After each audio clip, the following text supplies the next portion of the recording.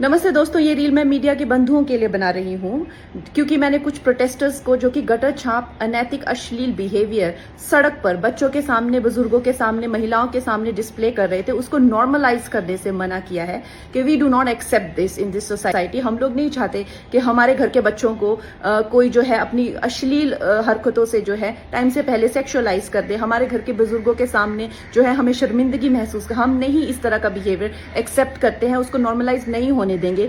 तो मीडिया जो है मेरे खिलाफ गैंगअप कर रही है और ये नहीं बताएगी कि जैसे स्काई रूट जैसे स्टार्टअप की मैंने कितनी बड़ाई की, हमारे देश के जेनजी जो हमें इतनी ऊंचाइयों पे लेके जा रहे हैं, नीट के छात्रों को मैंने खुद स्वयं जो है कितनी बधाई दी। और ऐसे बच्चे जो कि अपने परिवार की जिम्मेदारियां उठा रहे हैं, हमारी टीम में भी ऐसे बच्चे हैं, हमारे घरों में रिश्तेदारी में भी जेनजी भाई बहन हैं जो कि हमारे बड़े काम संपन्न करते हैं, लेकिन कुछ चंद फॉलोअर्स के लिए और चंद कमेंट्स के लिए और कुछ लाइक्स के लिए ये मीडिया वाले इतने ज्यादा बिक चुके हैं। और मैं देख रही हूँ कि कुछ फेमिनिस्ट जो हैं वो एंकर्स कह लीजिए या पूरे एक बुलेटिन कर रहे हैं और मुझे सिखा रहे हैं कि Kangana, why should these women have the burden of dignity और डिसिप्लिन। हम लोग मिलेनियल वुमेन पे इतना प्रेशर था to be dignified and to be disciplined, why do we have to give that burden to this generation. Excuse me, क्या आप अपनी बेटी को ऐसा सिखाएंगे?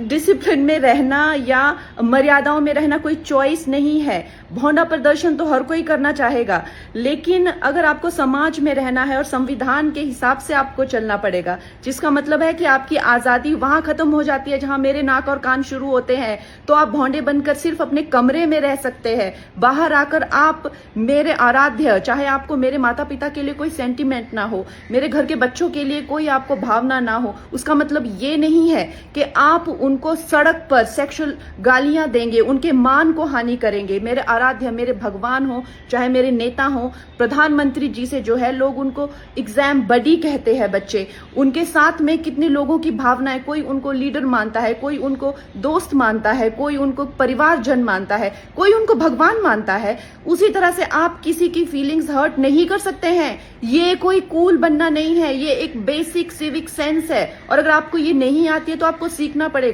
आप ये फेमिनाजी से प्रभावित मत होइए, अपनी जिंदगी बर्बाद मत करिए।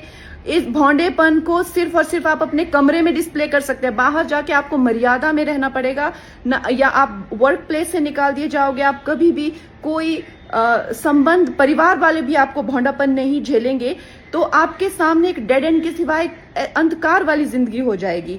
वैसे अगर देखा जाए तो साइंस भी कहती है कि ह्यूमन लाइफ का जो पर्पस है वो एवोल्यूशन है, और शास्त्र भी कहते हैं कि आप पुरुषोत्तम जो सर्वश्रेष्ठ है पुरुषों में, उस एवोल्यूशन की तरफ जाइए। लेकिन ये फेमिनाजी आपको सिखा रही है कि आप एनिमलिस्टिक जाइए और आप अपने गले में ऐसा, मतलब आपके गले में पट्टा डाल रहे हैं कि आप एनिमल बनिए, आप एनिमल टेंडेंसीज जो है वो डिस्प्ले कीजिए और बिल्कुल आउट ऑफ कंट्रोल हो जाए, भौंडे हो जाए, ताकि आप जेल में पहुंचे। आपको डिसाइड करना है कि आपको कौन अच्छे से गाइड कर रहा है और कौन आपको सही दिशा बता रहा है। मैं यही कहूंगी जो मैंने अपने बड़ों से सीखा है और जिन्होंने मुझे गुरुओं ने जो मुझे ज्ञान दिया है वो यही है कि ये हमें जो जीवन मिला है वो इवॉल्व होने के लिए मिला है, रिग्रेस होने के लिए नहीं मिला है एनिमलिस्टिक टेंडेंसीज में। सो आप प्लीज इवॉल्व होइए और सबको गुरु पूर्णिमा की बहुत शुभकामनाएं।